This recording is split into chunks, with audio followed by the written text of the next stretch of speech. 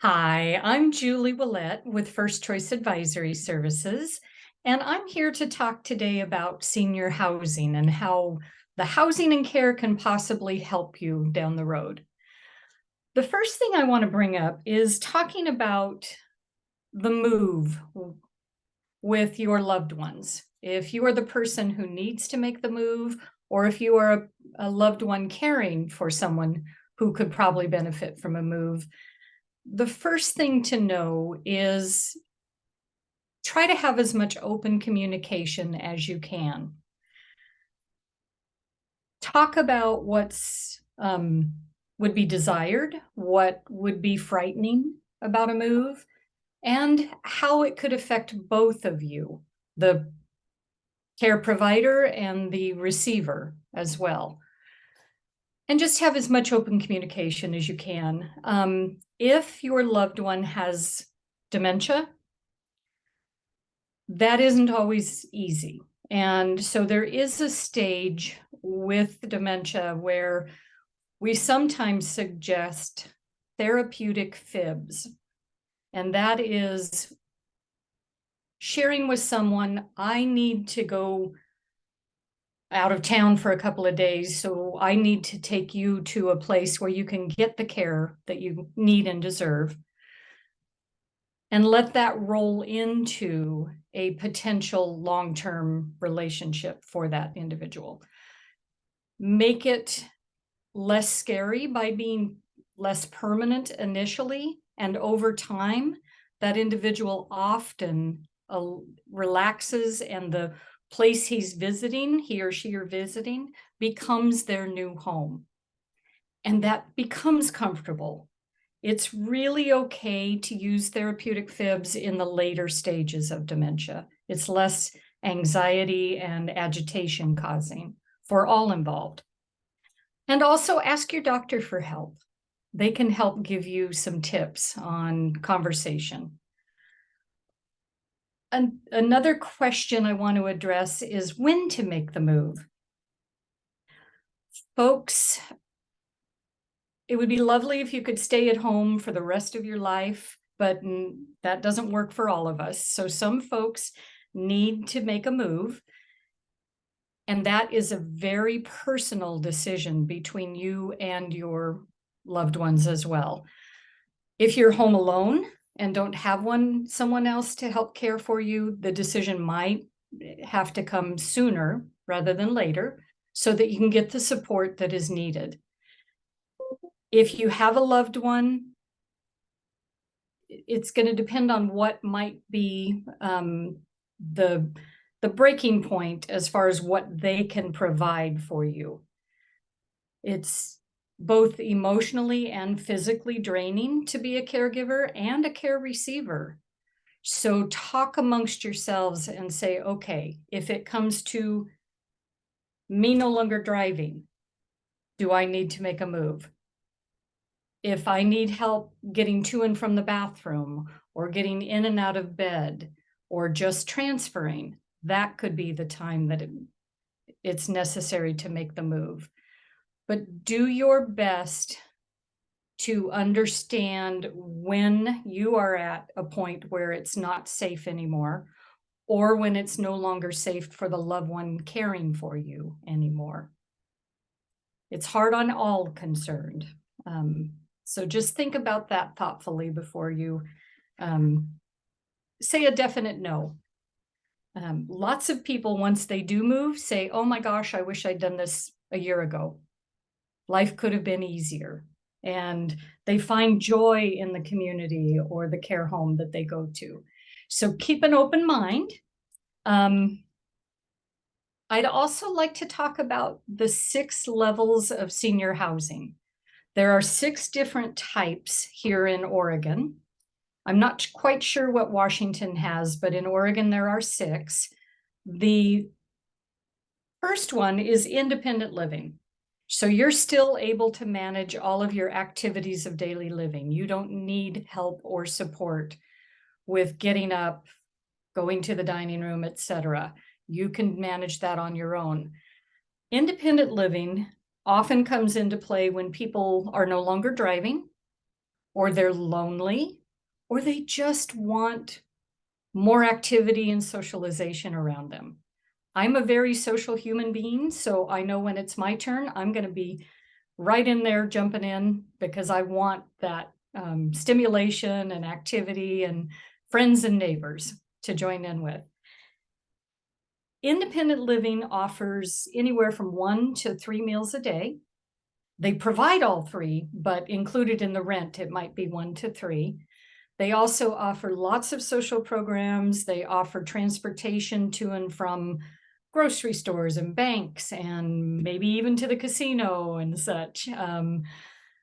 They also typically provide transportation to and from doctor's appointments in a local regional area.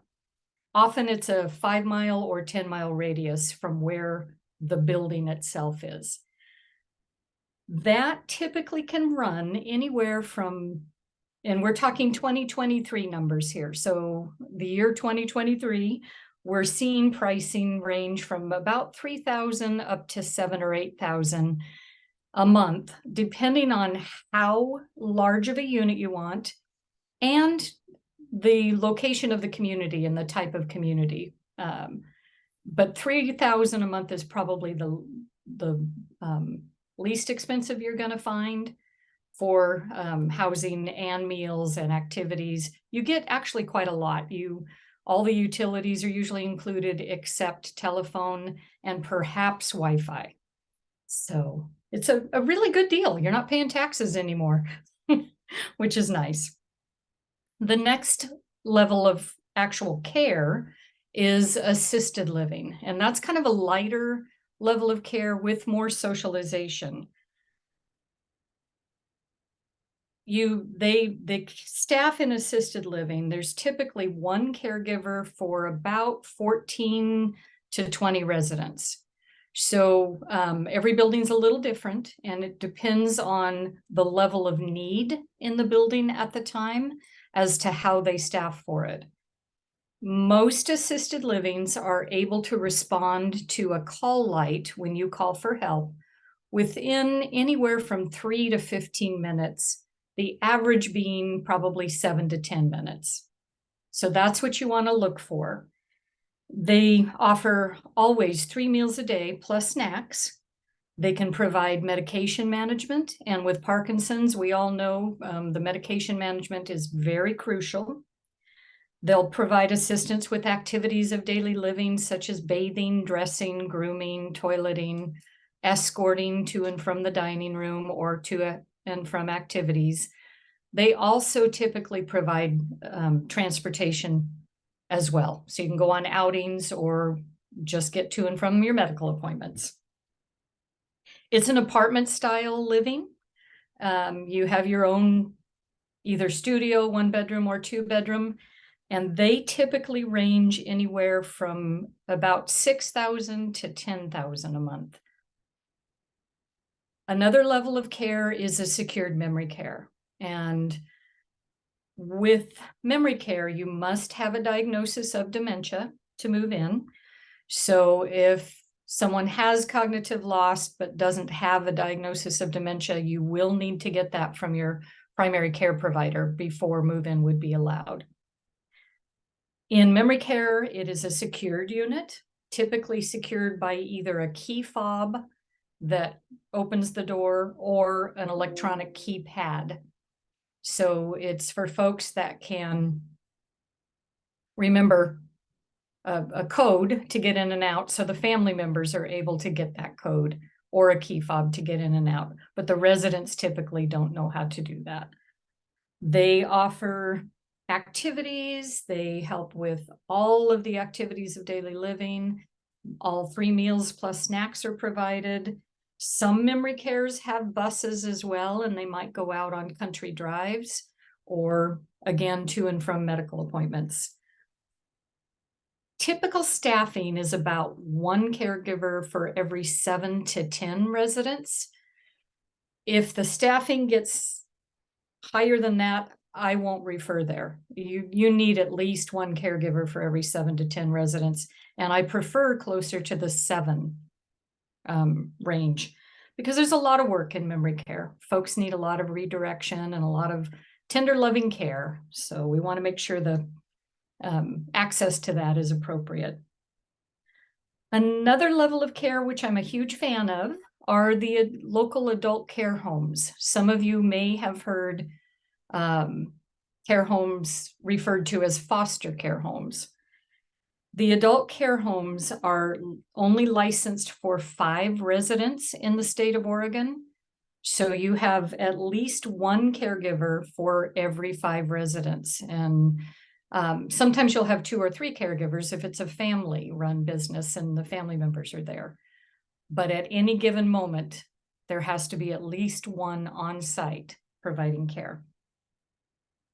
Adult care homes don't typically have a wake night staff. A few of them do, but that is rare. They might get up and help somebody to and from the bathroom once in the middle of the night, but more often than not, you're going to bed at 8 o'clock at night, and then they'll help you get up in the morning around 7 or so, depending on the home and the residents' preferences. Adult care homes typically run anywhere from, I would say, at least $6,000 a month and go up to 10. I've got a couple that are charging $12,000 a month, but the vast majority, I would say an average, is about $7,500 a month, depending on, again, on the care needs. You typically have your own private room. Some have a private half bath within the room, but not all. And then the last level of care, or excuse me, another level of care is a residential care facility. These are smaller than assisted livings typically, and they provide a higher level of care than assisted living does, with higher staffing ratios. So a residential care facility, which we often call RCF for short, typically have one caregiver for every 7 to 12 residents. These are folks that may have cognitive needs, but they also may have more physical, heavier care needs than an assisted living can provide. So those staff members are able to get there quicker. They're able to do what we call a 2-person transfer.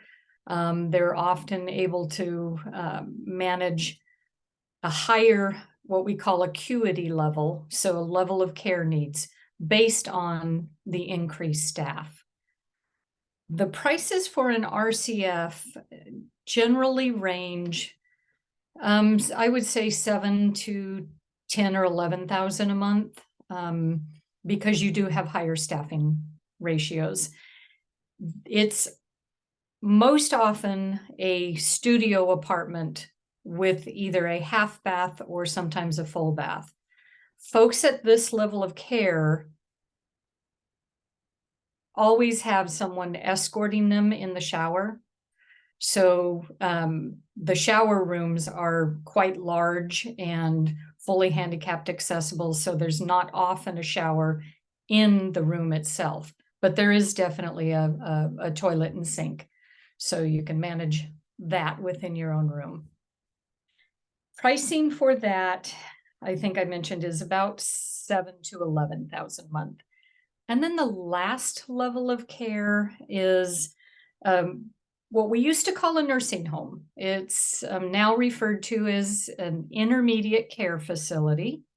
Sometimes a skilled nursing facility is mentioned as well. That, if you need a long-term setting in a kind of a nursing home type setting, it is typically 14 or 15,000 a month in the year 2023. So that's the most expensive level of care, but they have a registered nurse on staff 24/7. And all of the caregivers must be licensed CNAs. And that is not the case in the other care levels. They can manage the highest level of care.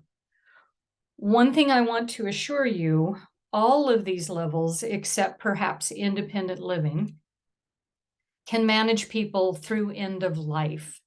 So if someone is on hospice, the hope is they don't have to move to a higher level of care.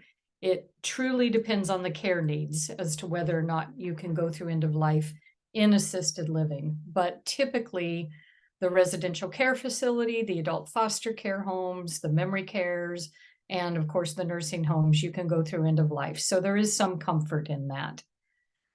Some communities accept Medicaid as a payer source.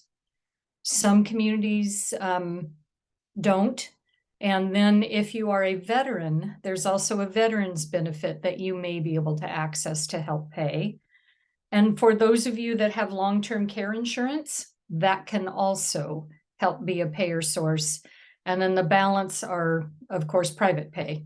Those of folks that can afford to pay privately through end of life. It's not a inexpensive endeavor, but you get good care, and it's wonderful knowing that your loved one is going to get what they need. I believe I've neglected to mention the cost for memory care when I was talking about a secured memory care unit.